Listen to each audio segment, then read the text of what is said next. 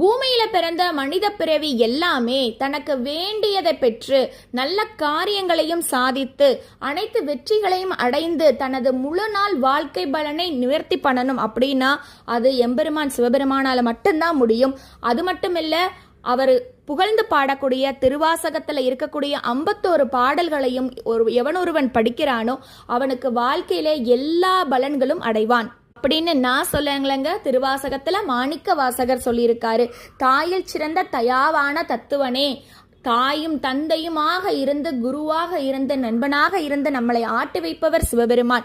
பஞ்சபூதங்களாக இருந்து நமக்கு சுவாசத்திலிருந்து நீரிலிருந்து அணுவுக்கு அணுவா இருந்து எம்பெருமான் நம்மளை காப்பாத்துறாரு. நம்மளுடைய வாழ்க்கைக்கு தேவையான எல்லாத்தையும் நம்ம அவர்கிட்ட சரணாகதி அடைஞ்சிட்டோம்னா எம்பெருமான் சிவபெருமான் நம்மளை எளிமையாக சரி பண்ணுவாரு.